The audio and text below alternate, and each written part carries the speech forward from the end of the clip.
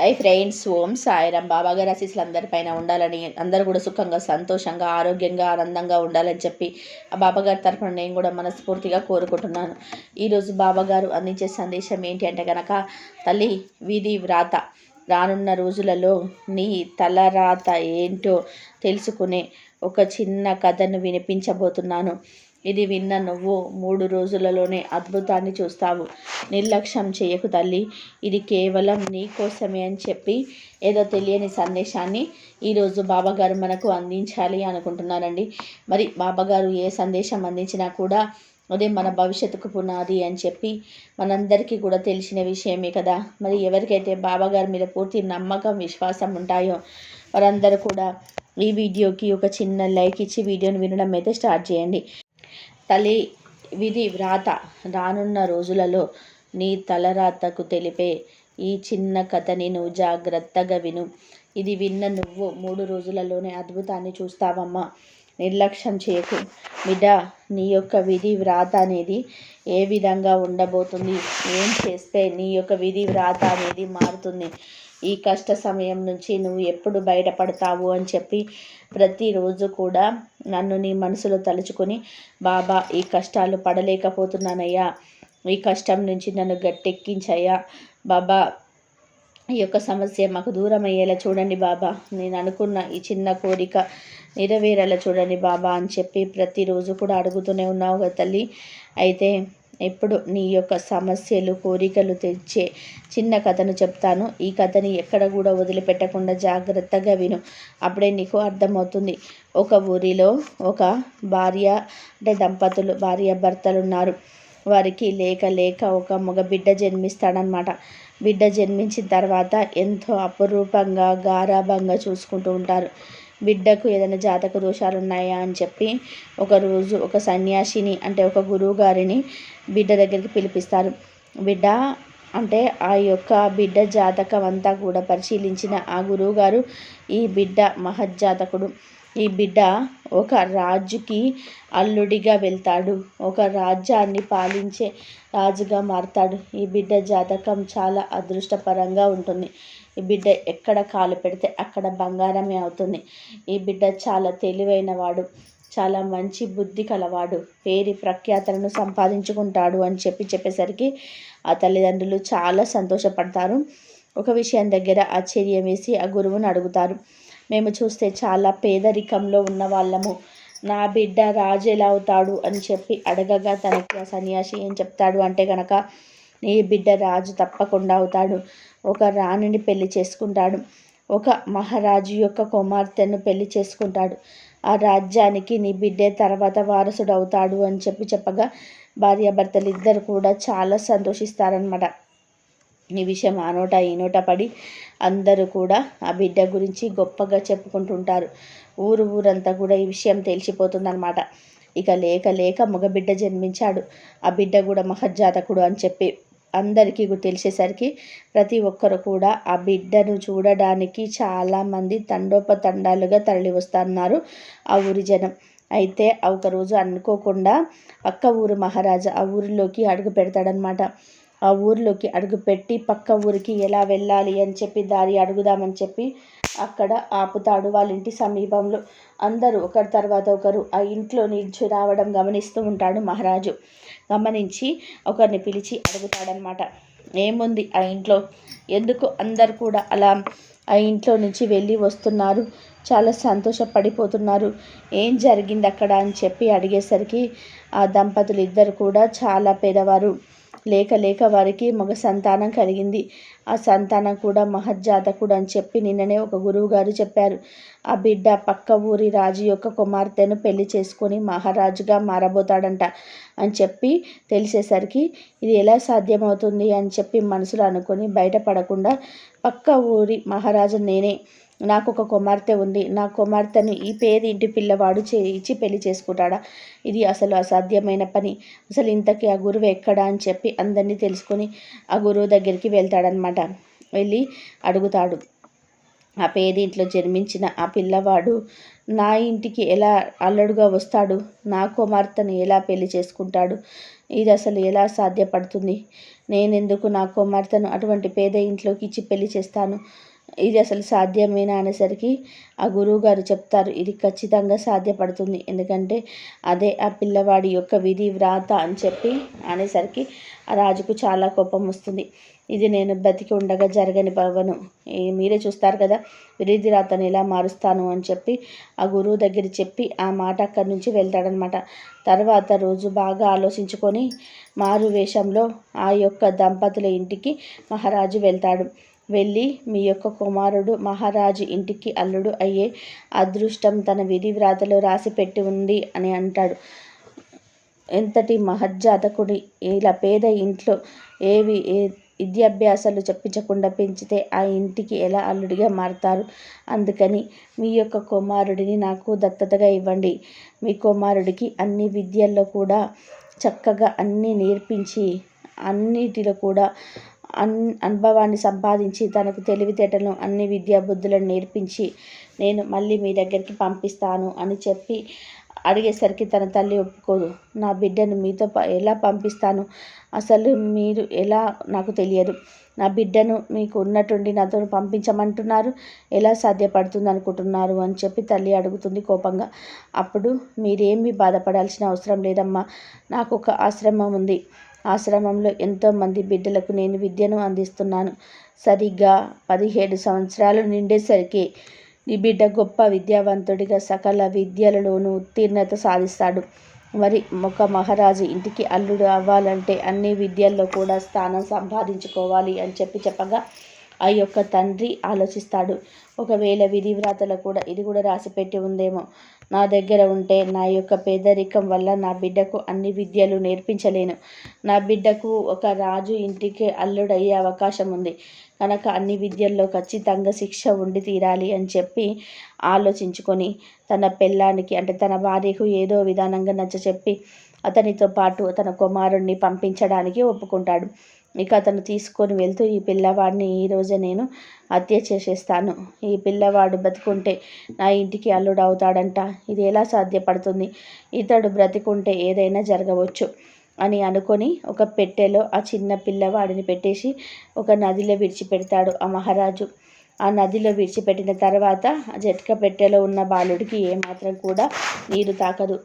ఆ పక్కన ఒడ్డున ఒక ఒక విద్యావంతుడు, చాలా తెలివైన వాడు, అన్ని విద్యల్లో కూడా ఆరితేరినవాడు తన సూర్య నమస్కారాలు చేసుకుంటూ ఉంటాడు. తన సూర్య నమస్కారాలు చేసుకుంటూ నదిలోకి మునిగిపోయి పైకి లేచేసరికి ఆ పెట్టెలో ఉన్న పిల్లవాడు అంటే బ్యావురు అని చెప్పి ఏడుస్తూ కనిపిస్తాడనమాట. ఇక సూర్య భగవానుడు ప్రసాదించిన వరంగా అతన్ని భావించుకొని ఆ పిల్లవాడిని ఇంటికి తీసుకొని వెళ్ళి తన భార్యకు అప్పగిస్తాడు. జరిగిందంతా కూడా చెప్తాడనమాట.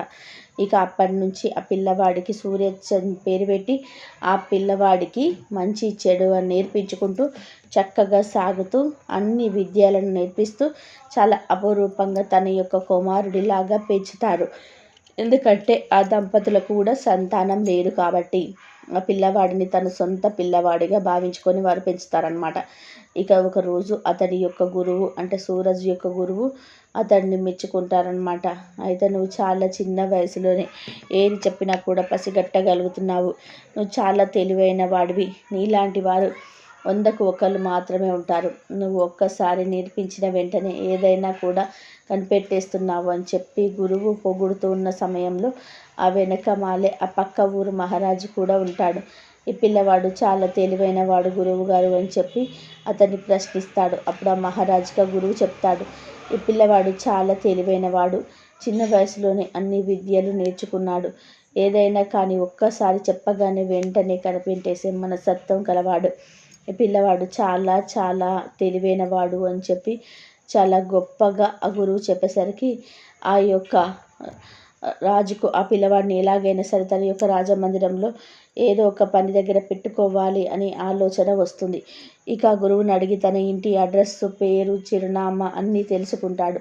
వెంటనే తన గుర్రాన్ని ఎక్కి ఆ సూరజ్ వాళ్ళ ఇల్లు ఎక్కడ అని చెప్పి ఊర్లో కనబడిన వాళ్ళందరినీ కూడా అడిగి తెలుసుకొని వారి ఇంటికి వెళ్తాడనమాట.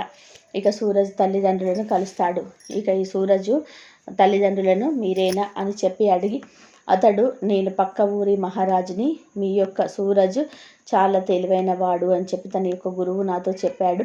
కనుక మా యొక్క రాజమందిరంలో ఉద్యోగం ఇవ్వాలి అని చెప్పి మిమ్మల్ని అడగడానికి నేను వచ్చాను. కనుక మీరు కనుక పంపిస్తే ఇంకాస్త విద్యాబుద్ధులు నేర్పించుకొని మా యొక్క రాజమందిరంలో నీ యొక్క కుమారుని పెట్టుకుంటాము అని చెప్పి మహారాజు అడగగా ఆ సూరజ్ తల్లిదండ్రులు ఆ మహారాజుతో ఇలా చెప్తారు, మేము సూరజ్ యొక్క నిజమైన తల్లిదండ్రులం కాదు. 17 సంవత్సరాల క్రితము మాకు నదిలో సూర్య నమస్కారాలు చేస్తూ ఉండగా, అంటే సూర్య భగవానుడికి నమస్కరించుకున్న సమయంలో ఎవరో చెక్క పెట్టెలో ఈ పిల్లవాడిని పెట్టి నదిలో వదిలేశారు. ఆ నదిలో అలలకు ఆ యొక్క పెట్టె నా ముందు ఉంచి ఆగింది. ఇక భగవంతుడు ప్రసాదంగా భావించి పిల్లవాడికి మేమే నామకరణం చేసి పెంచుకుంటున్నాము అనేసరికి ఆ రాజుకు 17 సంవత్సరాల క్రితం తను చేసిందంతా కూడా గుర్తుకొచ్చి, ఆహా, ఈ పిల్లవాడు ఇంకా బ్రతికే ఉన్నాడా, ఇతడు బ్రతికే ఉంటే మళ్ళీ నా కుమార్తెను పెళ్లి చేసుకుంటాడు, ఈ పిల్లవాడిని ఎలాగైనా కానీ అంతం చేయాలనే ఉద్దేశంతో ఆలోచించుకొని ఒక లేఖను రాసి ఆ లేఖతో పాటు ఒక ఉంగరాన్ని ఇచ్చి, ఇది మీ కుమారుడికి ఇవ్వండి, ఇది పక్క ఊర్లో ఉన్న రాజ్యంలో మా యొక్క మహారాణి ఉంటుంది, ఆ మహారాణికి ఈ ఉత్తరాన్ని ఇది నేనే ఇచ్చాను అన్న దానికి గుర్తుగా ఈ ఉంగరాన్ని ఇచ్చి పంపించండి. అక్కడ ఒక కార్యం అనేది జరగాల్సి ఉంది. ఈ ఉత్తరం అనేది వెంటనే ఆ యొక్క రాజమందిరానికి అంది తీరాలి. మరి పక్క ఊరికి పని మీదకి వెళ్తున్నాను కనుక మీ కుమారుడికి ఇచ్చి పంపించండి అని చెప్పి వారి తల్లిదండ్రులకు ఇచ్చి బయలుదేరాడనమాట మహారాజు. అయితే తల్లిదండ్రులు వచ్చి ఆ సూరజ్కి ఈ యొక్క పనిని అప్పచెప్పి పంపిస్తారు. ఇక తను కూడా గుర్రం ఎక్కి పక్క ఊరికి బయలుదేరుతుండగా అడవిలో దారి తప్పిపోతాడు సూరజ్. ఇక దారి తప్పిన తర్వాత అతడికి ఎక్కడ కూడా ఏ ఆశ్రమం దొరకదు. ఇక కొంచెం దూరం అలాగే గుర్రం మీద సారి చేసుకుంటూ వెళ్తూ ఉండగా ఒక ఆశ్రమం కనిపిస్తుంది. ఇక ఈరోజు రాత్రి ఇక్కడ విశ్రాంతి తీసుకొని ఉదయాన్ని రాజమందిరానికి వెళ్ళవచ్చు అనుకున్న సూరజ్ అక్కడ ఆ ఆశ్రమంలోకి వెళ్తాడు. అక్కడ ఒక ముసలవ్వ భోజనం తయారు చేస్తూ కనిపిస్తూ ఉంటుందన్నమాట. ఎవరు బాబు నువ్వు, ఇక్కడికి ఎందుకు వచ్చావు అని అడుగుతుంది సూరజ్ని. సూరజ్ జరిగిందంతా కూడా చెప్తాడు. సరే బాబు, నువ్వు ఇక్కడ ఉండకూడదు, ఎందుకంటే ఇక్కడికి దొంగలు వచ్చి భోజనం చేసి రాత్రిపూట విశ్రాంతి తీసుకొని వెళ్ళిపోతారు. ఇక్కడ నువ్వు ఉంటే నీకేదైనా ప్రమాదం జరగవచ్చు, ఎందుకంటే ఇది దొంగల యొక్క స్థావరం అని చెప్పగా, ఏమీ పర్వాలేదమ్మా, నేను వారిని ఏమీ కదిలించను, నాకు ఈ యొక్క రాత్రికి ఇక్కడ విశ్రాంతి తీసుకునే అవకాశాన్ని అందించండి అని చెప్పి అడుగుతాడనమాట సూరజ్. ఇంకా సూరజ్ని చూసి తనకి వద్దు అని చెప్పాలనిపించలేదు ఆ అవ్వకు. సరేనని చెప్పి విశ్రాంతి తీసుకోవడానికి ఒప్పుకుంటుంది. ఇక సూరజ్ అంతా కూడా శుభ్రపడి ఆ యొక్క స్థావరంలో పడుకొని నిద్రపోతూ ఉండగా కొంచెంసేపటికి దొంగలు వస్తారు అక్కడికి. దొంగలు వచ్చిన తర్వాత పిల్లవాడు ఎవరు అని చెప్పి ప్రశ్నిస్తారు. అవ్వ జరిగిందంతా కూడా చెప్తుంది. ఇక దొంగలు ఆలోచించుకుంటారు. తనతో పాటు రాజమందిరానికి ఇవ్వమని ఈ ఉత్తరాన్ని పంపిస్తే ఉత్తరంలో ఏదో విలువైన నిధి గురించి రాసి ఉంటుందని చెప్పి వెంటనే ఆ ఉత్తరాన్ని తీసి చదువుతారు దొంగలు. అప్పుడు ఆ ఉత్తరంలో ఏం రాసి ఉంటుందంటే కనుక, ఈ పిల్లవాడు ఎవరైతే ఉన్నారో ఇతని పేరు సూరజ్, నేను మళ్ళీ తిరిగి రాజమందిరానికి వచ్చేసరికి ఇతన్ని హత్య చేసేయండి, ఇతని హత్య చేసి వెంటనే పూడ్చిపెట్టేయండి, నేను రాజమందిరానికి తిరిగి వచ్చేసరికి ఇతడి యొక్క శవం అనేది నాకు కనిపించాలి, అతడు చనిపోయాడు అనే వార్త నాకు వినిపించాలి అని చెప్పి ఇది రాజుగారి ఆజ్ఞ అని చెప్పి ఆ ఉత్తరంలో రాసి ఉంటుందన్నమాట. ఇది అంతా చదివిన దొంగలకు ఆ పిల్లవాడి కళ్ళు చూసి చాలా జాలి వేస్తుంది. ఈ రాజు అస్సలు మంచివాడు కాదు, మంచి పిల్లవాడిని, బుద్ధిమంతుడైన పిల్లవాడిని చంపమని ఎలా రాశారు ఏమిటో అని చెప్పి ఆ ఉత్తరంలో ఉన్న దాన్నంతా కూడా తీసివేసి వీరు మరొక ఉత్తరాన్ని రాసి ఆ సూరజ్కి తెలియకుండా అతన్ని పక్కన పెడతారనమాట. ఇక తెల్లవారుతుంది. తెల్లవారిన తర్వాత ఉంగరాన్ని తీసుకొని రాజమందిరానికి బయలుదేరుతాడు సూరజ్. రాజమందిరానికి బయలుదేరిన తర్వాత ఆ యొక్క ఉంగరాన్ని మహారాణికి ఇస్తాడు. మహారాణి ఉత్తరం తీసి చదువుతుంది. అందులో ఏమి రాసి ఉంటుందంటే కనుక, ఎవరి చేత అయితే ఉత్తరాన్ని ఇచ్చి పంపించానో అతడి పేరు సూరజ్, అతడు చాలా బుద్ధిమంతుడు, మన కుమార్తెకు తగినైన వరుడు, మన కుమార్తెని ఇచ్చి నేను మళ్ళీ తిరిగి రాజమందిరానికి వచ్చేసరికి వివాహం జరిపించండి, వెంటనే ఇది జరిగిపోవాలి, రాజుగా ఇది నా ఆజ్ఞ అని చెప్పి రాసి ఉంటుందన్నమాట.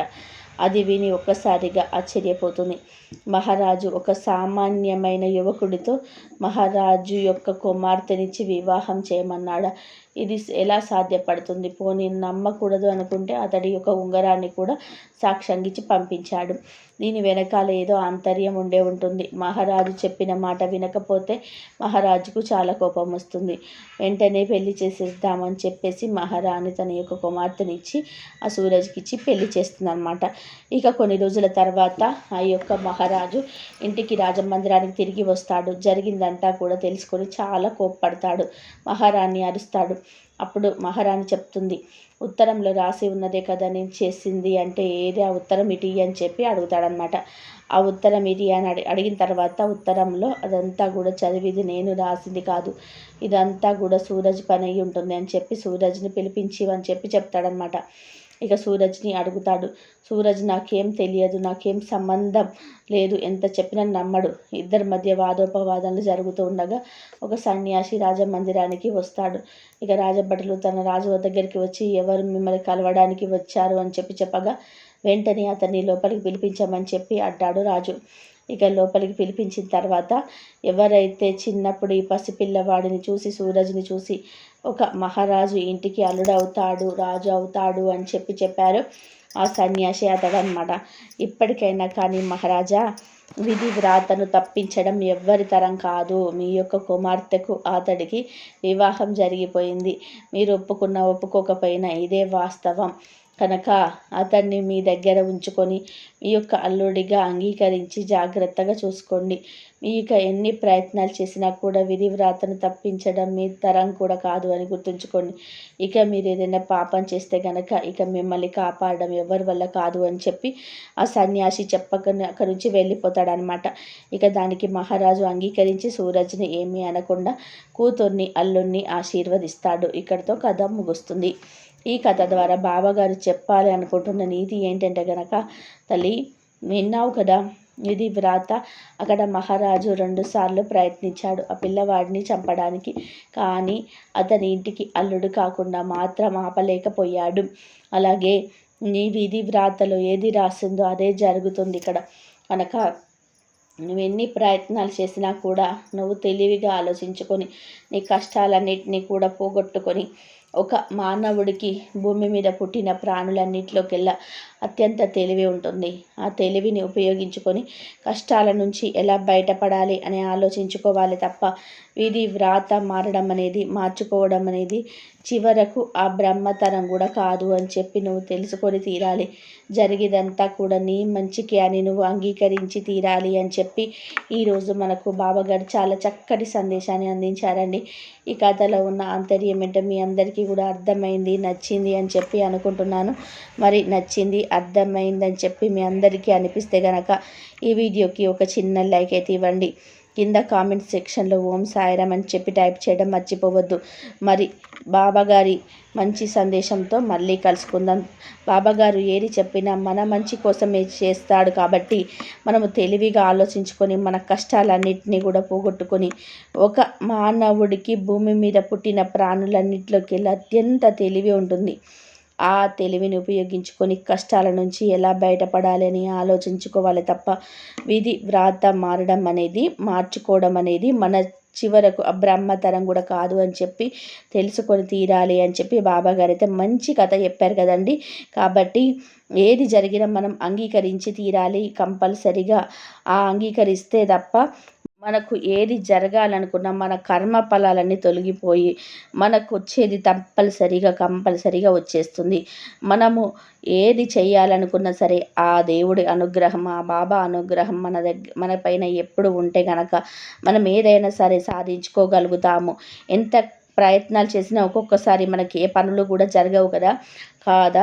అలాంటప్పుడు మనము బాబా గారిని తలుసుకొని నా రాతలో ఉన్నది కొంచెమన్నా మార్చు బాబా, నాకు వచ్చే కష్టాలన్నీ తీర్చు బాబా అని చెప్పేసి మనం బాబా గారిని కనుక మనం మనస్ఫూర్తిగా కోరుకుంటే మన రాతలో ఉన్నవి కొంచెమన్నా మార్పు సగానికన్నా మారి మన కర్మఫలాలని తొలగిపోయి మనకు వచ్చే ప్రతి ఒక్క ఆపద కూడా తీసేసి మనకు ఏది మంచి జరగాలనుకుంటే ఆ బాబాగారు కంపల్సరీ చేస్తాడు. చేస్తాడు. కంపల్సరీ మనకి ఏది జరగాలనుకుంటే అది కంపల్సరీ ఆ బాబాగారు తీర్చేస్తాడు. మనం నమ్మకం, శ్రద్ధ, సబురుతో కనుక ఉన్నట్లయితే అంతా మంచే జరుగుతుంది. కాబట్టి విధి వ్రాతలో ఏది రాసి ఉందో అదే జరుగుతుంది. అంటే కొంచెమన్నా మార్చడానికి బాబాగారు ప్రయత్నం చేస్తాడు. ఇదండి ఈరోజు వీడియో. ఈ వీడియో కనుక మీకు నచ్చినట్లయితే ప్లీజ్ లైక్ చేయండి, షేర్ చేయండి, సబ్స్క్రైబ్ చేయండి. మరొక మంచి వీడియోతో మళ్ళీ కలుద్దాం. అందరూ బాగుండాలి, అందరిలో మనం ఉండాలి.